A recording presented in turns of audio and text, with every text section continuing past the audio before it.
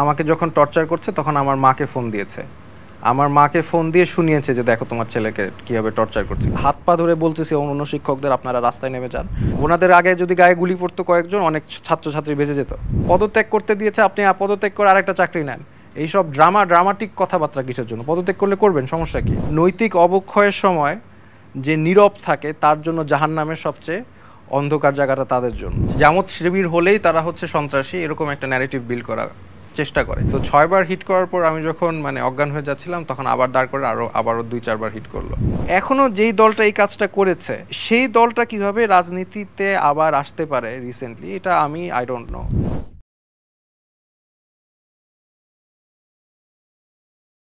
দর্শক, আজকে এমন একজন শিক্ষকের সাথে আপনাদেরকে পরিচয় করে দেব যিনি ছাত্রদের বিপদে কখনোই পিছপা হন না। প্রত্যেকটা অন্যায়ের প্রতিবাদ যিনি করেন।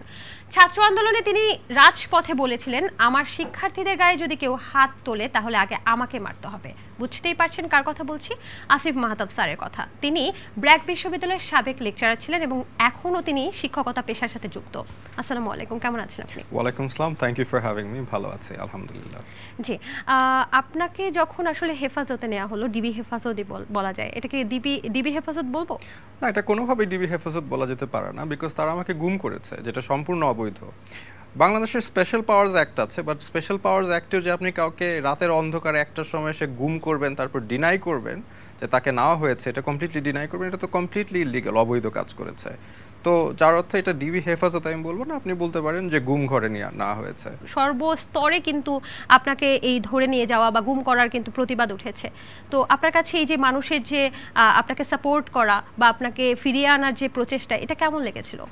প্রথম কথা হচ্ছে, যেটা সবাই হয়তো বা জানেন না, সেটা হচ্ছে আমাকে যে গুম করবে এই ইনফরমেশনটা আমি আগেই পেয়েছি।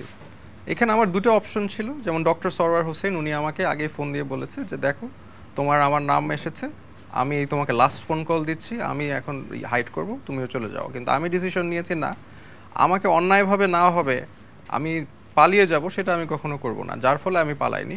আমি বিভিন্ন ভিডিও তৈরি করে রেখে গিয়েছিলাম এবং আমার স্টুডেন্টদেরকে এবং আমার শুভাকাঙ্ক্ষীদেরকে, আলেমুল আমাদেরকে বিভিন্ন মেসেজ দিয়ে একটা নাম্বারের লিস্ট আমার ছোটো বোনকে দিয়ে গেছিলাম যে যখন আমাকে তুলে নেওয়া যাওয়া হবে তখন এইসব নাম্বারে ফোন করবে, এদেরকে এই কাজ করতে বলবে।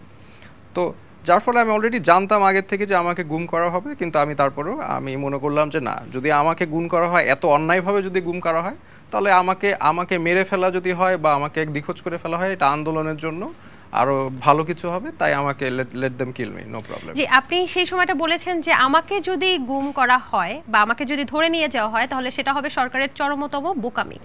এই কথাটা আপনি কেন বলেছিলেন?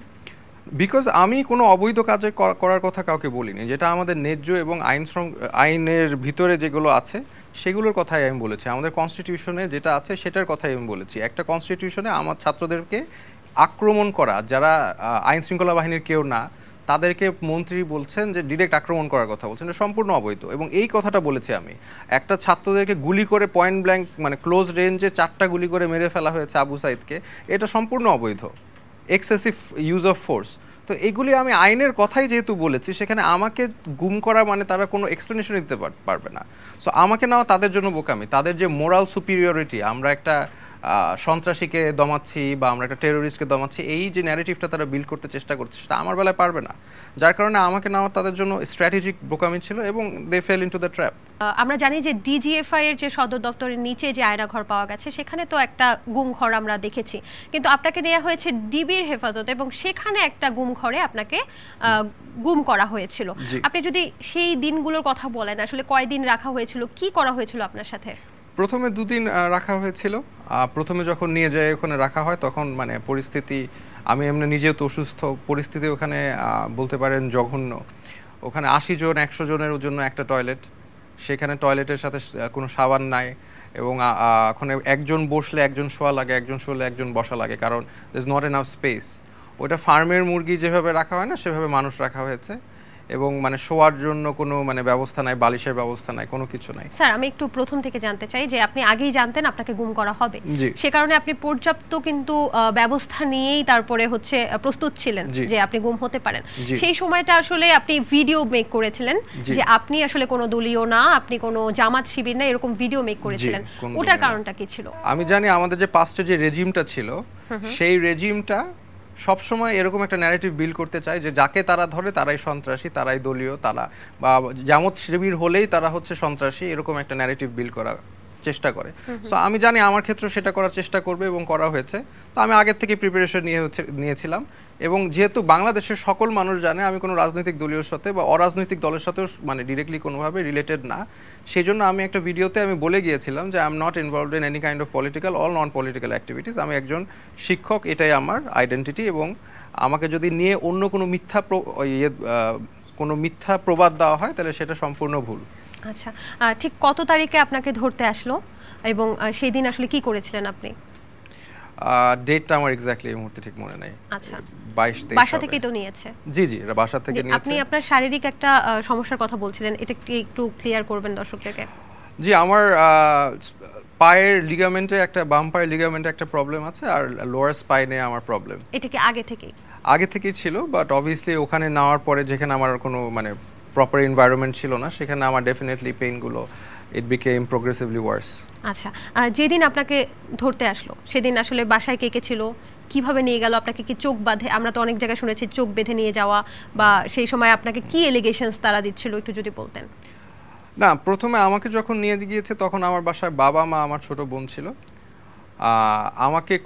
আমাকে চোখ বাঁধেনি, অন্যদেরকে চোখ বাঁধা হলো। আমাকে এতটুকু তারা রেসপেক্ট করেছে যে আমাকে কোনো রকম চোখ বাঁধা, এবং ওদের একটা মাইক্রোবাস ছিল যেখানে হচ্ছে চারিদিকে গ্লাসগুলো ব্ল্যাক করা, ডার্ক করা, যাতে কেউ ভিতরে না দেখে কই যাচ্ছে। বাসায় ঢুকলো, কি বলে ঢুকলো আসলে? বাসায় তারা ঢুকলো, ফার্স্ট অফ অল আমি শুয়েছিলাম, আমি অলরেডি আমার স্টুডেন্টদেরকে মেসেজে বলছিলাম যে this is something that can happen, এগুলি হলে you know what to do. তারপর রাত 1টার সময় যখন বেল আসলো তখন আমি মনে করলাম যে আমার মনে হয় সময় এসেছে, কিন্তু আমি যখন বাইর হই, যখন দরজায় দেখি, তখন দেখি আমার সিকিউরিটি গার্ড। বাট ঘুমের মধ্যে আসলে আমার এত কিছু চিন্তা করিনি, সিকিউরিটি গার্ড দেখে দরজা খুললাম, ডাকতে যে কি হয়েছে, সাথে সাথে ধাক্কা দিয়ে 10-15 জন ঢুকে গেল। তারা কি সাদা পোশাকধারী ছিল? না, মানে তারা আর্মার্ড, ফুল আর্মার্ড, সব মানে বডি আর্মার পরা ছিল সবই একদম। আপনি আপনার বোনকে ঘুম থেকে উঠালেন এবং আনুমানিক তখন রাত কয়টা বাজে? রাত 1টায়। অনেক রাত, আমরা যতটুকু বুঝতে পারছি। ঠিক তখন আপনার বোনের সাথে আপনার কনভারসেশনটা কি ছিল? আমি ওকে চুল টানলাম, সে উঠে আমার দিকে তাকালো, আমি বললাম যে দে আর হিয়ার। তো বললো কে? আমি বললাম ইউ নো হু। তো তখন ও বললো যে পুলিশ। আমি বললাম you know what to do. এই 3টা সেন্টেন্সই কথা হয়েছে। তার মানে আপনার বোনের সাথে আগেই কথা হয়ে আসছিল? না, সব মানে মোটামুটি তাকে বলা হয়েছে কি করতে হবে, কোথায় যেতে হবে, কাকে ফোন দিতে হবে, কোন লয়ারের কাছে যেতে হবে, সব একটা প্রিপারেশন ছিল। তারপর আপনি গাড়িতে মোটামুটি বুঝে গেলেন যে আপনি ছাত্রদের উস্কিয়ে দিচ্ছেন, এই এলিগেশনস দিয়ে আপনাকে ধরে নিয়ে যাওয়া হচ্ছে। ঠিক কোথায় আপনাকে, কোন কার্যালয়ে নিয়ে রাখলো এবং কোথাকার কোন ঘরে আপনাকে নিয়ে গেল আসলে? প্রথমে ডিবি অফিসে নিয়ে গেল। ডিবি অফিসে নিয়ে তার আন্ডারগ্রাউন্ডের যে ছিল, যেখানে তাদের সবাইকে নিয়ে রাখছিল, ওখানে আমাকে রেখেছে। এটা আন্ডারগ্রাউন্ডে? এটা মোটামুটি আন্ডারগ্রাউন্ডে, জি। এটা একটু যদি বর্ণনা দিতেন। আপনি বলেন যে খুব ছোট জায়গা, যেখানে হচ্ছে মানুষের বসবাসের অনুপযুক্ত, কিন্তু সেই আন্ডারগ্রাউন্ডটা আসলে কি অন্ধকার, নাকি ওখানে অনেক শব্দ কিনা? না, ওখানে বেসিক্যালি শব্দ মানে বলতে কি, ওখানে টোটালটাই হচ্ছে একটা 3টা রুমের মতো আছে। সেখানে ছোট ছোট 3টা রুম, এবং টোটালি ওখানে সবসময় সাউন্ড হতে থাকে। এক্সস্ট ফ্যান আছে বিশাল বড় একটা, ওখানে এই এক্সস্ট ফ্যানের কারণে প্রচুর সাউন্ড হয় অল টাইম, এবং হাই অনেক লাইট সব। তার মানে আপনি ঘুমাতে পারবেন না আসলে, ওখানে সবসময় সাউন্ড এবং সবসময় হাই ইন্টেন্সিটি লাইট থাকবে, এই অবস্থা। আর আমি তো বললামই, আপনি কেউ বসলে কেউ শুতে পারে, কেউ শুলে কেউ বসতে পারে। আমি যে এশিয়ান ইউনিভার্সিটির একজন টিচারকে ধরে নিয়ে আসছে, তো উনি আসলে কখনো শুতে আমি দেখি না, উনি সবসময় বসেই ছিল, কারণ উনি শোয়ার স্পেসই পাননি। আমি জানি যে প্রথম দিনই আপনাকে আসলে মারধর করা হয়েছিল, এটা কি সত্যি? প্রথম দিন রেখে দেওয়া হয়েছিল, পরের দিন তারা আমাকে ডেকে নিয়ে গেলেন উপরে, তারপর বিভিন্ন প্রশ্ন করলেন। প্রথমে তারা জানতে চাইলেন যে ব্র্যাকে কয়জন জামাত আছে, ইন্ডিপেন্ডেন্ট ইউনিভার্সিটিতে কয়জন জামাত আছে, এগুলো তো আমি জানি না। তারপরে তারা জানতে চাইলেন যে ইন্ডিপেন্ডেন্ট নিউজ কেন? ইন্ডিপেন্ডেন্ট ইউনিভার্সিটি, এখানে আমি 2.5 বছর পড়িয়েছি। আচ্ছা, তো ওখানে কয়জন জামাতের সদস্য আছে, এগুলো যখন আমি বলতে পারিনি, তখন তারা আসলে জিজ্ঞেস করলো যে বিসিএস পরীক্ষা দিয়ে কোটায় ঢুকার পদ্ধতিটা কি। তো আমি আসলে মেন্টালি ওইভাবে তো আসলে স্টেবল ছিলাম না এগুলোর প্রশ্নের উত্তর দেওয়া আমার মনেও ছিল না। আমি বললাম আমি আসলে বলতে পারবো না। তো এরপরে তারা আমার মুখে হিট করা শুরু করলো। তো 6 বার হিট করার পর আমি যখন মানে অজ্ঞান হয়ে যাচ্ছিলাম, তখন আবার দাঁড় করে আবারও 2-4 বার হিট করলো। তো এই পর্যন্তই তারা আমাকে হিট করে এবং তারপর আবার প্রশ্ন করে বিভিন্ন বিষয়ে যে আমরা তো কোটা আসে, এই কোটায় যারা যায় তারাও তো মেধাবী, এইসব কথাবার্তা বলে। এবং তারা আমাকে প্রশ্ন করে আপনি যাওয়ার আগে যে স্ট্যাটাসটা দিয়ে গেলেন এটা কিসের জন্য দিলেন? যে আমি বললাম যে আমি যদি গুম হই তাহলে কি এই উম্মা কি এক নাকি এই উম্মা বিভক্ত, তো এই স্ট্যাটাসটা তো আমি দিয়ে গেলাম, এটা নিয়েও তারা আমাকে অনেক প্রশ্ন করছে। আমি আবার ওই স্ট্যাটাসে লিখেছিলাম যে রাজাকার এই স্ট্যাটাসটা দেখেও বলবে উস্কানি। তো এটা তো এই স্ট্যাটাসটা তো আমি দিই আমার গুম হওয়ার 4 ঘন্টা আগে। ওই দিনের ঘটনাগুলো তো অবশ্যই শুনবো, তার আগে একটা প্রশ্ন আমার মনে, এবং আমি জানি দর্শকদের মনে ওই প্রশ্নটা আছে, যে আপনাকে যখন পরবর্তীতে বের করা হলো তখন আপনি যখন দেখলেন যে এটা কি পরবর্তী ঘটনা কিনা আমি জানি না, আপনি আমাকে একটু ক্লিয়ার করবেন আমি যদি ভুল হয়ে থাকে, তখন সাংবাদিকদের সামনে আপনি যখন প্রেস দেখতে পেলেন তখন আপনি এক আঙ্গুল উঠালেন, ওটা দিয়ে আসলে আপনি কি বুঝাতে চেয়েছিলেন, কি মেসেজ দিতে চেয়েছিলেন? প্রথমত ওটা আমার জন্য একটা বিশাল বড় রিস্ক ছিল, কারণ আমি জানি এর আগের দিন আমাকে মারা হয়েছে। আমি মনে করেছিলাম এইটা যদি করি আমি ভাইরাল হয়ে যাব এবং আমাকে আরো হয়তো বা অমানবিক নির্যাতন করবে, কারণ আমি দেখছি আমার আশেপাশে মানুষকে কিভাবে নির্যাতন করছে। এটা কি ধরার পরের দিনের ঘটনা? মানে আমাকে ধরার পরের দিন তো একদিন আমাকে রাখা হলো, তারপরের দিন আমাকে মারা হলো, তারপরে আমাকে ইয়ে করা হলো, পাচার করা হলো ইয়েতে, কোর্টে। তো তখন I had a choice to make, আমি একটা কিছু করব কি করব না। করলে আমি জানি আমাকে আরো টর্চার করতে পারে, but I am like you know what, দেশের জন্য মানুষের জন্য করতে হবে। আমি এক আঙ্গুল তুলে বুঝালাম যে এক আল্লাহ, এক রসুল, এক উম্মা, এবং আমাদের এক মানে সবার এক থাকতে হবে, এখানে বিভক্ত হওয়ার কোনো স্কোপ নাই। আমাদের বিভিন্ন সময় বিভিন্ন বিষয় নিয়ে আমরা ডিভাইডেড থাকি, বাট অ্যাটলিস্ট আমরা যারা মুসলিম তারা যাতে এক থাকি, এই জন্য এটা আমি দেখেছি শাহাদাতের এক আঙ্গুল। আমরা ওই ঘটনায় ছিলাম যে আপনাকে 6 দিন কিন্তু খুব কম সময় না, প্রত্যেকটা সেকেন্ড যদি আমি হিসাব করি, প্রত্যেকটা মুহূর্ত হিসাব করি, মরে যাওয়ার প্রত্যেকটা সময় কিন্তু একটা পসিবিলিটি ছিল যে আমাকে কি হবে, একটু পরে হয়তো মারা হবে। আমি জানি যে আমরা বলি যে অল্প শোকে কাতর, অধিক শোকে পাথর। তো ওই সময়টা আমি আপনার কিছু একটা ভিডিওর মাধ্যমে জেনেছি যে ওই সময়টা আপনাদেরকে যে মারা হতো, বিভিন্ন এলিগেশনস দেয়া হতো, ওগুলো নিয়ে আপনারা হাসাহাসি করতেন যেন নিজেকে একটু এনার্জাইজ করা যায়, আরো বেশি শক্তিশালী মানসিক শক্তিটা ধরে রাখা যায়। আপনি যদি ওই দিনের ঘটনাগুলো আমাদেরকে আরেকটু বিস্তারিত বলতেন। না, ইনিশিয়ালি আমি সাইকোলজিক্যালি আমি নিজেও দেখছি যে আমি আসলে সাইকোলজিক্যালি খুবই ব্রেকডাউন করছি, স্ট্রেসড আছি, ফিজিক্যাল পেইন সবকিছু নিয়ে। তো তারপরে আমি আসলে আমার একটা মুভির কথা মনে হলো, অনেক পুরানো মুভি, এটা হচ্ছে ব্রিজ অন দ্য রিভার খাওয়াই বা কিছু একটা। তো ওইখানে কর্নেল একজন ছিল, তো তিনি আর কি জাপানিজরা যখন তাকে এবং তার আর্মিকে ধরে নিয়ে আসে, তো সে তখন দায়িত্ব নেয় যে তার আর্মির যে সোলজারগুলো যাতে কখনো মানে ডিমোরালাইজ না হয়, মানে ভেঙে না পড়ে। তো সে সবসময় মোটিভেট করতো সবাইকে। তো এই মুভির থেকে মোটিভেশন নিয়ে আমি ওই দায়িত্বটা নিয়ে নিলাম নিজের উপরে, যে আর যাই হোক আমি সবসময় মোটিভেট করব মানুষকে এবং আমি সবসময় হাইলি মোরালাইজ থাকবো।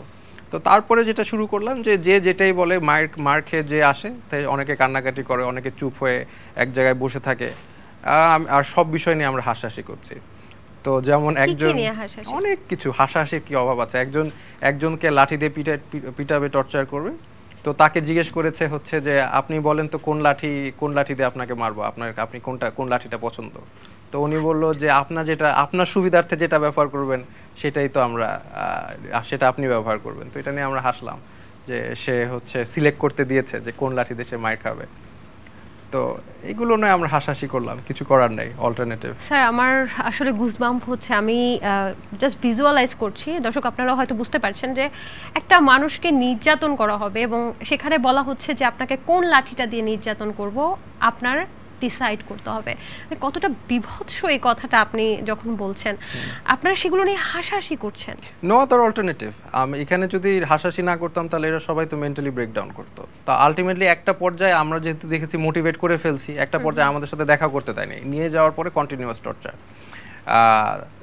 ঝুলে মুখ টুক বেঁধে চোখ বেঁধে ঝুলায় পিটায় পায়ের মধ্যে, এবং এমনকি লাঠি দুই হাতের পিছনে লাঠি দিয়ে এদের উপর মানে প্রেশার দিতে থাকে যাতে নার্ভ ড্যামেজ হয় বাট হাত দিতে কিছু না হয়। তো বিভিন্ন সময় এরকম অনমনিক টর্চার করতে, এবং আসার পরে আমরা আরও মোটিভেট করতাম। যেমন আমি ওই এক্সাম্পলটা দিয়েছি, একটা মাদ্রাসার স্টুডেন্টকে বলছে যে তুমি মাদ্রাসার স্টুডেন্ট দেখে মারছি না, এমনিই মারছি। তারপর বলছে যে তুমি কোরআন পারো, বলে হ্যাঁ। তো কোরআন তো সবাই মুখস্থ বিদ্যা, কি তুমি কি অর্থ পারো? সে বললো আমি অর্থও পারি, এবং অর্থ শুনিয়েছে কোরআনের অর্থ। তারপরে জিজ্ঞেস করলো তুমি কি মানে রবীন্দ্রনাথ পড়েছো বা এরকম, মানে পড়েছি। তখন বলে এই যে তুমি হিন্দুদের বই পড়েছো বা অন্য ধর্মের বই পড়েছো, তুমি তো নাস্তিক। এরপরে আবার টর্চার, এবং তাদের সারা শরীর ব্লু।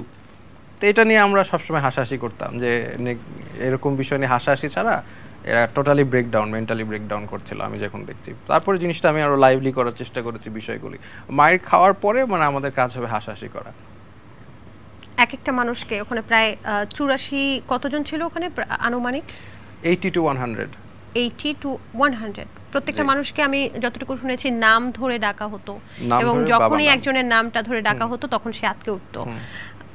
এটা কি আপনি একটু বলবেন আমাকে? হ্যাঁ, এখানে একটা স্টোরি বলবো। তা একটা মানে এখানে তো মেজরিটি খুব বেয়ারলি ঘুমায়, ঘুমানোর তো আসলে স্কোপ নাই।